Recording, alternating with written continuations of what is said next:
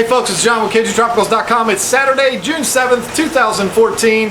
Welcome to this edition of Tank Talk. It's been a long time since we've done an episode of Tank Talk. I'm really excited to be back doing these videos for you. Got a couple of ideas that are going to take up probably 3 or 4 episodes of Tank Talk, so I think it's going to be a lot of fun. Before we get into that, I'm going to ask you for some help. I need your help coming up with content for this Tank Talk series. I kind of ran out of things to talk about, and so you might have some ideas that I haven't thought about yet. Put it in the comment section below. Don't email me or Facebook me or Twitter or Instagram. Put it in the comment section here. I read every single comment that's put on my videos. I might not respond to all of them, but I read every single one. So if you put it down there, put your idea in there, I will read it, and if I like it, you might see it in a future episode of Tank Talk. But today we got something really cool to talk about. It's a list that I think every fish keeper should see and should follow. Write it down. I'll put it on the screen for you so that you see what I'm talking about. It's the top 10 things every fish keeper should have. Now, this is really for the beginner, somebody who's just getting into this, but if you're somebody that's been in this hobby for a long time, you may still want to see this list, because there might be things on here that you don't have and you're like, well, John's right. Might be a good idea to have that sitting around just in case I might need it. So let's get right into the top 10 things every fish keeper should have. Okay, so this is just my list of things that I believe every fish keeper should have. If you think I've missed something, put it down in the comment section below. I might have forgotten something, or there might be something that I just didn't think about. Put it down in the comment section, because I'm definitely open to any suggestions. But I'm not going to read this list in any order of importance. I believe all of these things are equally important. You should have every single thing on this list from the first day that you buy your tank and start setting it up. Everyone should have these things. So there's not a number one thing. It's just these are all important. Get everything that's on this list. The first thing is aquarium salt. Now, I'm not talking about the kind of salt that makes your tank into a saltwater tank. I'm talking about the type of salt that's used to modify water parameters. It's used as a general elixir, and it's even used as a form of medication for certain illnesses. So you should definitely have that around.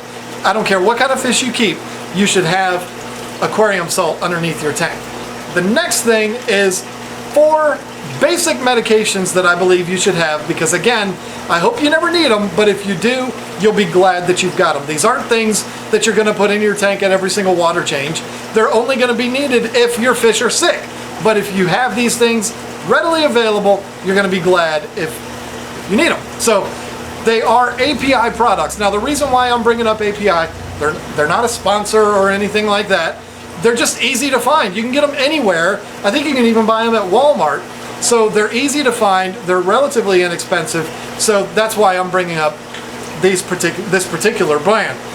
If you got a different brand that you're happy with, then that's fine. Get those. But I'm just going to go through these 4 that I think everyone should have, and they're easy to find.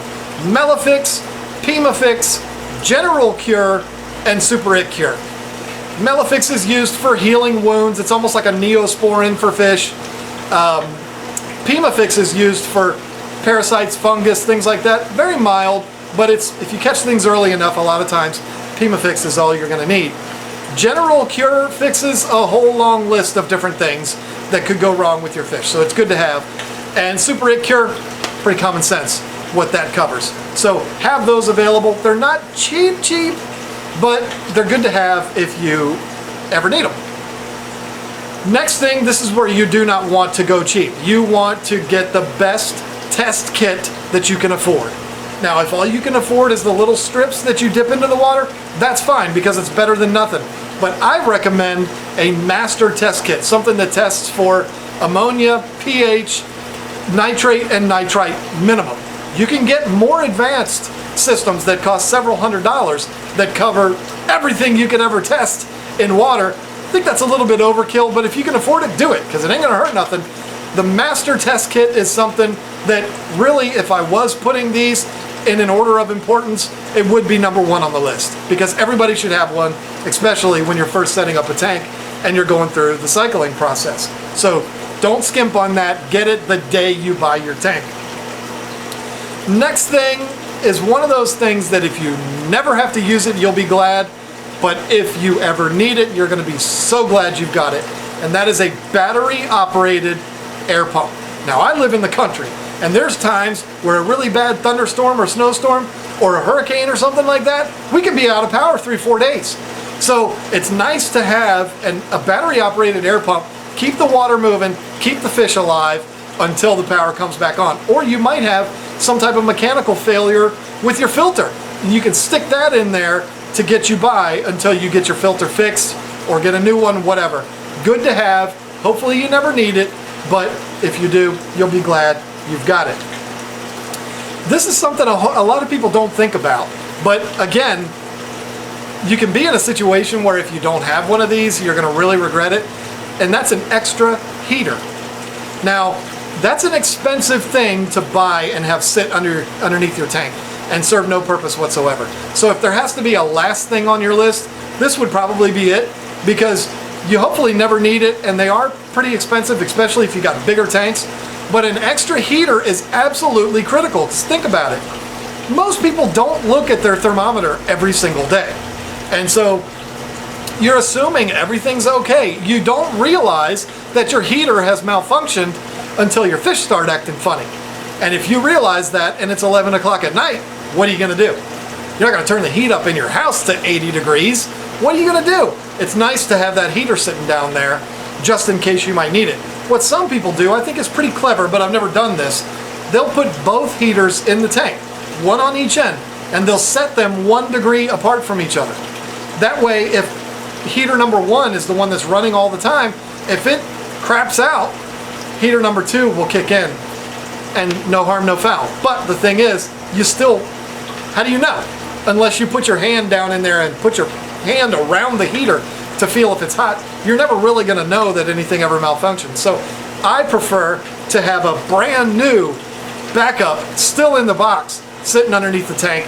Go out and spend the money. It might cost you some money, but again, it's going to be something that's good to have in case you need it at 11 o'clock at night. This is another one that's very critical that would be very high on the list, especially for African cichlid keepers, and that is somewhere to put sick or injured fish. A hospital tank. It doesn't have to be anything elaborate, it doesn't have to be anything big or fancy, just somewhere to put fish if they get beat up or if they're sick and they have an illness that's not going to be contagious to the other fish and you want to sequester them. Having a hospital tank is absolutely critical. African cichlid keepers, it should be one of the very first things that you buy. Not only as a hospital tank, but also you never know when these fish are going to breed and you've got fry, and if you want to save them, that's going to be a great place to put the fry. So hospital tank, anything that you can put these fish in to let them recover is going to increase your chances, because if a fish is sick and weak, the healthy fish in the tank are going to beat the crap out of it. So they're relentless. They pick on the weak. So to be able to take that fish out and put him in something by himself in a stress-free environment is going to save that fish. So a hospital tank, absolutely critical. Now, the next 4 things on this list are pretty much common sense, but you'd be surprised how many people don't have them. And that is a net, a 5-gallon bucket, a siphon tube, and water conditioner. That's right. I can't tell you how many people have come into this store and said to me, I've never used water conditioner. My water's good. I didn't think I needed it. You need it, folks, because it doesn't just remove chlorine. Read the bottle. You'll be impressed at how many different things that water conditioners do to help with the fish's slime coat and everything else. Water conditioner is critical. I don't care if you're on a well. I don't care if you're using RO water. I don't care. You should be using water conditioners, so you should be getting that the day you buy your tank. A gravel vac system. Again, you'd be shocked by how many people come in here and they say, well, I take my iced tea pitcher and I just dip it in the tank and I carry it to the kitchen and dump it in the sink, and I do that 54 times until my water, and then I fill it back up again. You'd be surprised how many people do that. It's the wrong way to do it, folks.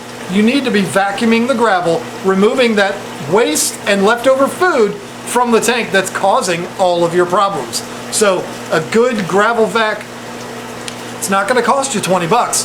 It has a large tube on the end for vacuuming the gravel and a siphon tube to go down into your 5-gallon bucket that you just bought because I told you to put that on your list. That's going to be critical for doing water changes. Now, if you have the money and you can go out and get a Python system, then you're not really going to need a Python or the Aqueon or whatever system for doing water changes that hooks up to your sink. Good for you if you can afford that, but most people just starting out are spending a ton of money and they want to go with some things the cheap way. A 5-gallon bucket that'll cost you a few bucks and a siphon tube that's going to cost you 15 will save your life and save your fish's life. 5-gallon buckets, when you're going to use them for your fish tank hobby, buy them brand new. They only cost a few bucks. Don't use the one that you have sitting in your driveway that you use to wash cars with. And don't use the one that your dad had full of turpentine out in the garage that he was using to clean out his paintbrushes. Buy a brand new one. It costs a few bucks and only use it for your fish tank. Write on it with a Sharpie, fish tank only. You'll be glad you did that. Even when they're brand new, wash them out real good. And then a fish net. Again, something that's common sense that a lot of people don't have. I've had people come into the store, I got a fish that's getting beat up. I don't have any way to catch them, I need to buy a fish net. You should have a net from the day you buy your fish because you never know when you're going to need to pull them out. Some people are icky about even picking out dead fish with their hands. Get a fish net. They cost like $3. It's no big deal.